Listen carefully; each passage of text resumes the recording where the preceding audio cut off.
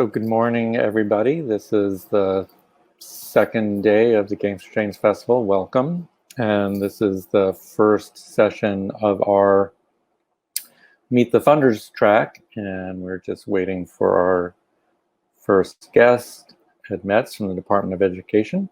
And here he is. Good morning, Ed. Hey, how are you? I am good.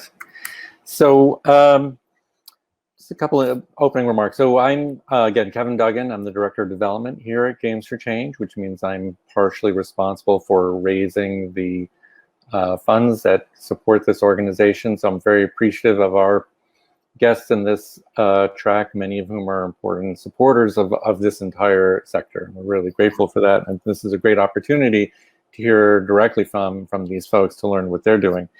Today, it's sort of interesting. We have a little bit of a concentration on the federal government and the role that the federal government plays in supporting the work that we do in games and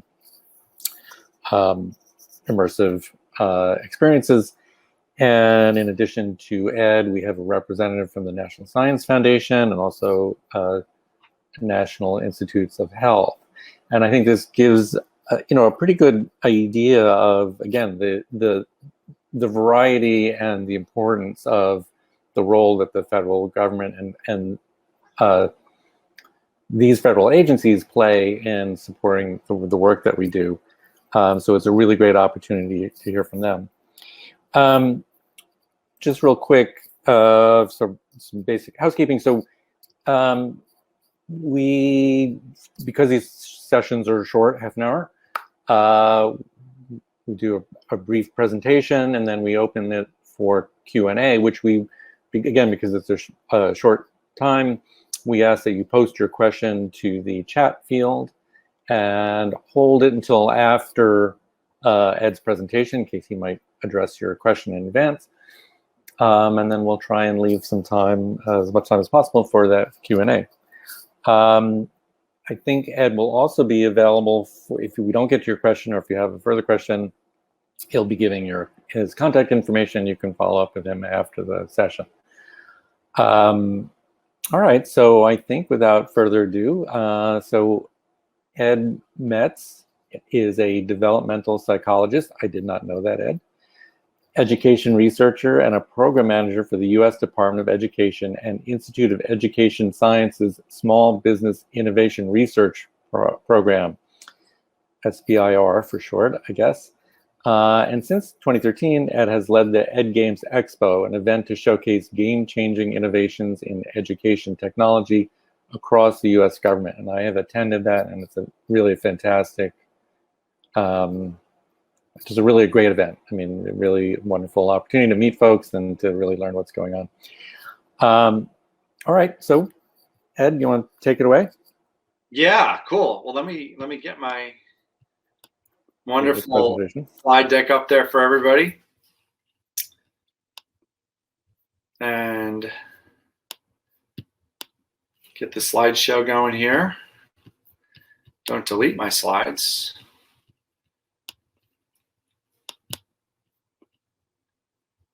So thanks so much for the intro, Kevin. I'm so happy to be at Games for Change. Again, I've done it this many years, and it's always a great event. Look forward to being in person next year. I'm sure everybody's saying that. And sorry, I can't seem to get my view. You did it perfectly earlier. I don't know. I'll get there eventually. Anybody in the audience got a tip? It's in like a new folder these days, so I think that's the challenge. Oh, can I go like this for now? I know you see a little bit of my. Yeah, maybe you can make it larger though. Is that possible? I don't know, within that frame. Yeah. I can't believe nobody. F11 says Tony. Try slideshow and then play from beginning. See, we're getting some help here. Brilliant. Slideshow present. Slide Pro. Okay, well, this is an embarrassing beginning to the talk, as happens. I will proceed right now, so I don't do more damage to the slides than would be useful. So once again, I've been here at Games for Change for many years. It's always my favorite event every year. I started out my talk a year ago today saying the exact same thing. Look forward to being with you in the room next year at Parsons, hopefully. If you have seen me talk before, I'm going to repeat a lot of what I've been saying for many of the past few years. So I don't want you to go to the other session, but you might want to go to the other session because I'm going to say a lot of the same things. But that being said, if you have not heard what I've said before, I do believe it will be of great interest to you if you are a developer of games for learning and looking for funding. This is the right place to be. I'm calling this a government program that you should know about. At the Department of Education, we have this program called SBIR. At the National Science Foundation, there's this program as well. And at NIH and at Department of Agriculture and other agencies. So this is a nice introduction to the SBIR program at Department of Ed, and definitely check into the others that Kevin noted. Please note my email there. You can email me your ideas and your concepts. Connect to me on Twitter and LinkedIn. Would love to learn more about your work. So some background about the program. The Small Business Innovation Research Program provides up to $1.1 million to for-profit developers to create, pilot test, evaluate, and commercialize education technology products, including learning games. The goal is to help students, educators, administrators in regular or special education. And what's really cool about this government funding program is that it really intends to supercharge what you're doing so that you can have that big impact in the real world. It's not a program to develop something and put it into the library in the stacks. It's to get it in the hands of students. And as such, in recent years, millions of students and tens of thousands of schools have used technologies developed through this program. During COVID-19, dozens of our technologies were used to support students for remote learning. And more to the point, for today's talk, the past decade, dozens of technology developers have been funded to create learning games. So that's why I think you're here, to find out how you can become one of those awardees. And just to provide a little more context, these are some just 5 or 6 of the games that we have supported the development of over the last decade. There's Brainquakes, Was It Trouble?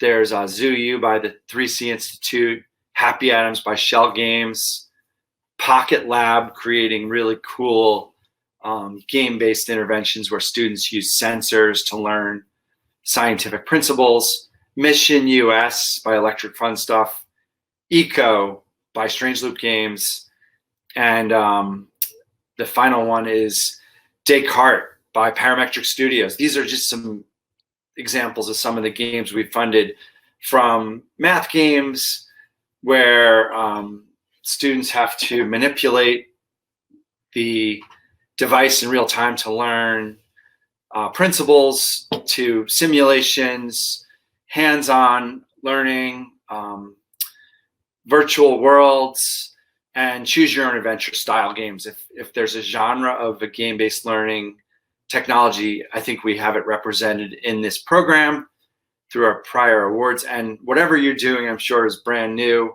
and would be a wonderful addition to the program if you could get funded. So some basics for you. We're up to a $14 or $14.5 million annual budget. So that money is all going to you, education technology developers, which is incredible. 10 years ago, I think our budget was $4 or $5 million. We've really seen an increase in the funding. The $1.1 million includes a phase 1, which is a $200,000 8-month award to develop a prototype. And if that is successful, then you get a phase 2 for $900,000 for 2 additional awards for full-scale development. We generally make about 14 to 18 phase 1 awards each year, and usually about half of those phase 1s advance to the phase 2. So about 7 phase 2s per year on average. The success rates are very low for phase 1. We generally only can make awards to about 5 to 8% of our applicants. And as I just noted, about half of the phase 1 awardees make it to phase 2. So much better odds if you can get to phase 1. The FY22 program solicitation, that's the instructions that you would follow in order to do a proposal, will be released probably around December 1st or 15th. Proposals will be due 45 days later, generally around February 1st. Every year we've been on that schedule. And then we make awards only 90 days later. So around April 15th or May 1st, you'll know if you got the award or not. Those are some basics. In terms of if you're brand new to the program, check out our abstracts and our videos from our past awards to get a good idea of what has been funded. That's the best thing you can do right out of the gate. Another thing you can do is review our 2021 solicitation, which is listed at that page there. That's last year's instructions. The 2022 instructions will be different, but should be similar. So get a head start right now and check out that page. And then, as Kevin said, I will be available to hear about your ideas and to answer your questions. If you're interested, please feel free to email me at edward.metz@ed.gov, a one-page concept paper, and I will be scheduling one-on-one calls during the months of September, October, November with anybody who wants to talk to me. And I look forward to reading your one-pager and having that conversation. I can also talk to you many times as we progress to different levels of discussion. A couple more slides here, and then I'm going to allow you guys to ask your questions. Last year, we had these 6 priority areas. I won't read these verbatim, but I will tell you that the priority areas might change a little bit, but these topics will be front and center once again, whether or not they're explicitly written like this or folded together in some way. First of all, I really would love to see the best of the best in special education and assistive technology, R&D, come to this program for a look. It goes without saying that we need to really create those assistive technologies to meet the needs of all students with special needs. Products to modernize assessment is another area that's really important. Can we once and for all move beyond traditional testing to new ways of understanding where students are at and what support they need to advance? Technology certainly is one way to do that. Looking forward to your ideas there. Another area that we've been focusing on is there's a lot of academic research that's been conducted the last 20 years that has not made it into technologies that are ready to use in the classroom at scale. And this program can fund projects to take evidence-based interventions and get them ready to be implemented to realize the promise of the evidence-based intervention. Another area that we're looking to maybe finally advance the field of education is, can we develop platforms that give educators insights into what technologies can be used for their classrooms or for individual students?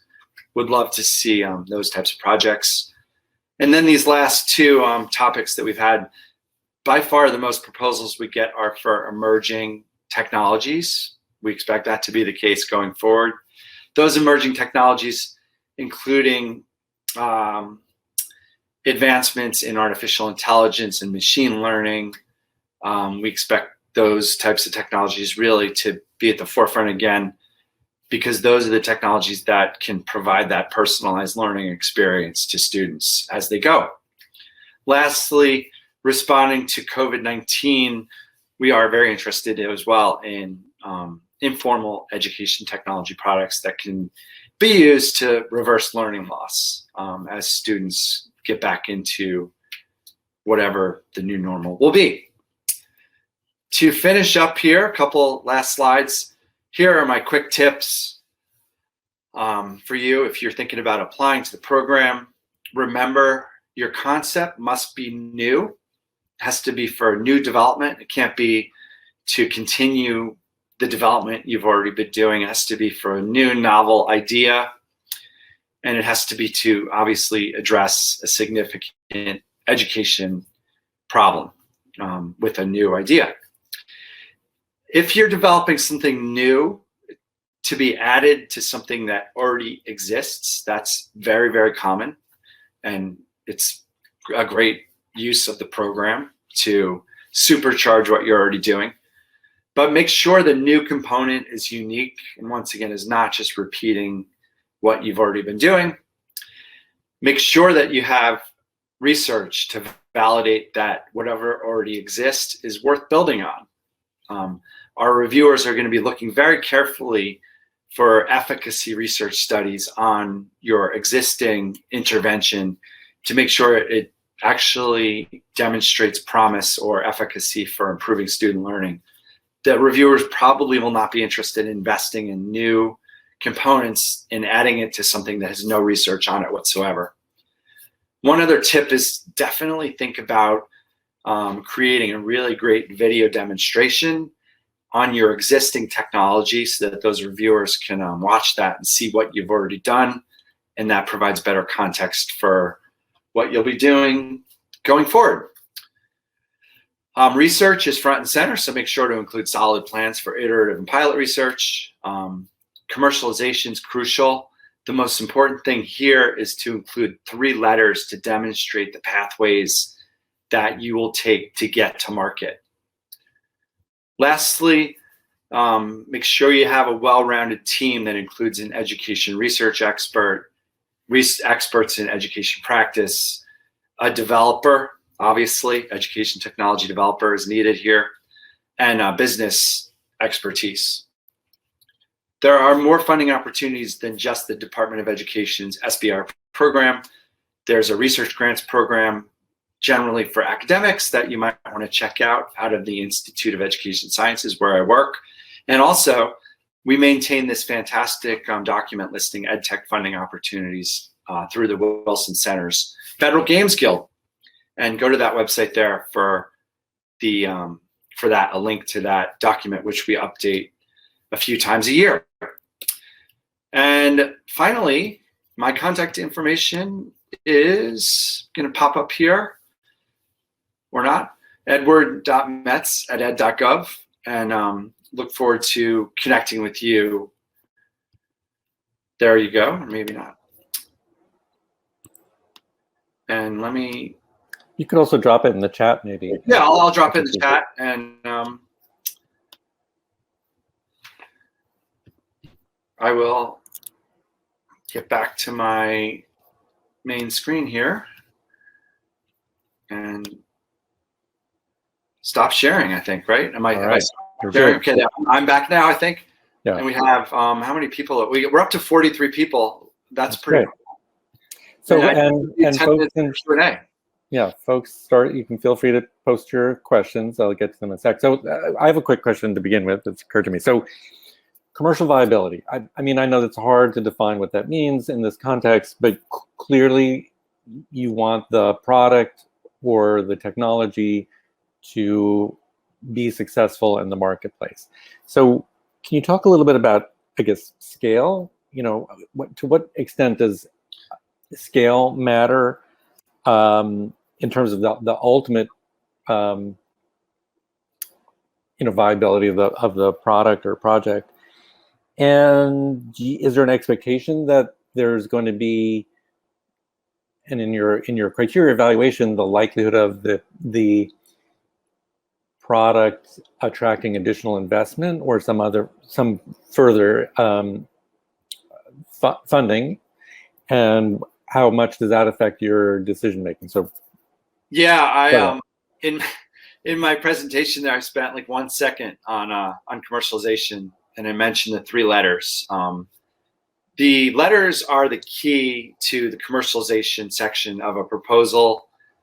The letters demonstrate which of those pathways or multiple pathways you plan to utilize to get this to market when the time comes.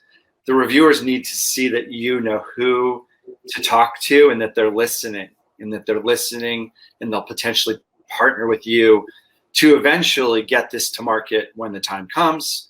The market being schools, students, teachers, educators, parents. In terms of like what pathway, yeah, if you get a letter from an investor, that's fantastic. If someone's invested in you already, a letter from them is great to say that we've invested in this company. We may invest in them more when the time comes based on the results of this work. A letter could be from a large-scale school district who says, this is exactly what we need. If it were developed as stated, we would use it. A letter could be from the traditional textbook company saying this is the type of technology we'd license, or from large-scale stakeholders that would help distribute it. So there's a myriad of pathways, and the reviewers need to see that you already have those conversations in motion. It's the most challenging topic to discuss, and I'm sure there are other panels. Actually, I just saw a discussion on this exact topic. It's not easy, but we need to see what you're thinking.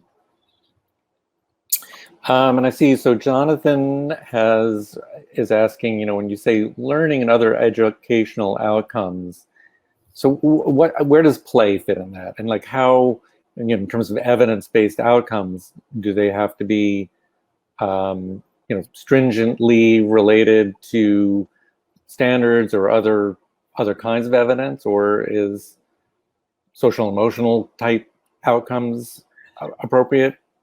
Yeah, every outcome of relevance can be utilized that gets a student to the point where they're able to learn effectively. So play or social emotional learning, or during this time, mental health, all outcomes are relevant. Of course, you always want to connect that to the student's ability then to learn core academic skills and career readiness skills. So those are the types of questions to get to me individually in your one-pager so that I can help you to utilize what outcomes you have to the best of their ability. So another question I see Diane Hickey has posted, and we're going to be speaking to her in an hour, and I'll probably ask her this question too. I know in some cases, if you have a strong proposal, you're eligible, you feel like you're a competitive project, but again, only 8% are going to get the award.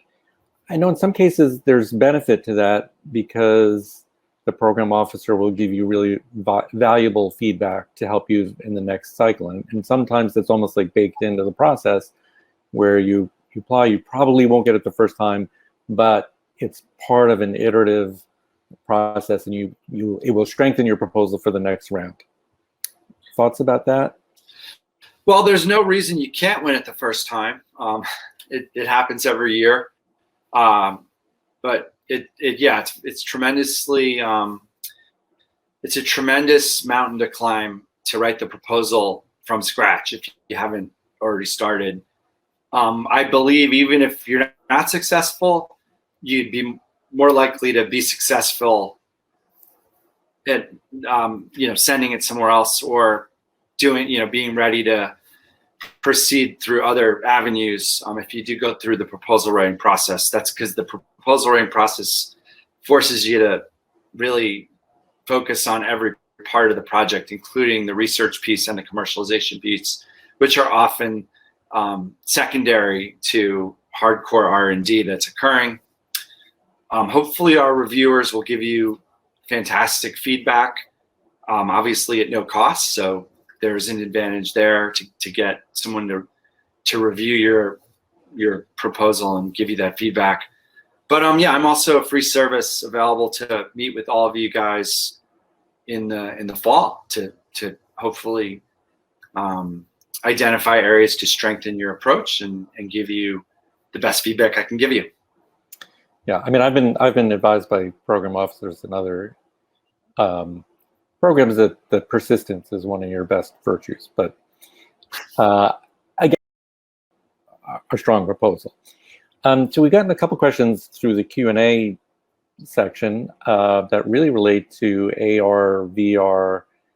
So one is, how do you link AI and machine learning integration with AR, VR? This is way over my head, I have to say. Yeah, I so why don't you give that a shot? And I felt badly that I didn't add in AR and VR right after I mentioned AI and machine learning. Obviously, AI and machine learning embedded in the virtual reality to offer more individualized learning experience is within VR. If that is something you're thinking about doing, I think that would be great. But yes, you're perfect place for your proposal. And then Veronica asked a question, which is sort of, I think, maybe a bit of a follow-on. Maybe you could. Yeah, so this question asks about a nonprofit applying to develop a for-profit developer and apply to this SBIR program here. The nonprofit developer should also look at the Institute of Education Sciences Research Grants Program, which normally only funds academic researchers or nonprofit organizations. So that's a great opportunity for you there. Right. And I wonder, without knowing anything, I mean, Movers and Shakers, I do know they're a wonderful organization. I don't know what project they're talking about. It's not inconceivable to seek funding from some of the cultural funders as well. Support that could overlap with these kinds of projects. For nonprofits, it's just another sector of federal funding to look at. Yeah, absolutely. Yeah, go ahead, Ed. So I see the next question asks about the typical profile of the review panel. Great question. I just didn't have time to cover it with a limited session here. There are always going to be 2 rounds of review. There's a triage review where 2 initial reviewers will look at each proposal and determine if it goes on to the full review. We'll give your proposal a score out of 100. Those 3 scores will be averaged together to give you a final score, and then the top scoring overall proposals win. The reviewers are federal government employees with obviously expertise in education technology and expertise even within the different disciplines that you'll be applying. And quick final question. So the American Rescue Act certainly put additional funding in the hands of some federal agencies, museum, library sciences. So clearly there was an understanding that those agencies were supporting essentially small businesses in the form of not-for-profit organizations. Are you seeing was there a similar designation of funding either to your program or related programs through that act? I mean, I can speak to our budget, which has increased to $14.5 million. And was that in direct response to? It's a good question. I'm not privy to the exact reason for the increase. It sounds like a logical reason for our increase, for sure. But the good news is, certainly there's more funds available. I mean, it's recognition of the need from the field. Right, yes. Okay, that's great. So we'll end on that happy note since our time is up. Wasn't enough time at all, Ed. So I hope folks do reach out to you, and I know you'll give them good guidance on their projects going forward. And I invite everyone to join us for our next session with Diane Hickey from the National Science Foundation, sort of in a sense. Yeah, Diane here. USC has crashed my session. Is fantastic. So you get a lot of great information from Diane that's similar, but adds a lot of context to the work NSF's doing that is definitely related to our work, but we're all looking to make that impact. All right. So we're going to close the session now. Ed, you could still post your contact in the chat if you'd like. Great. Thank you. All right. Thanks again. See everybody soon.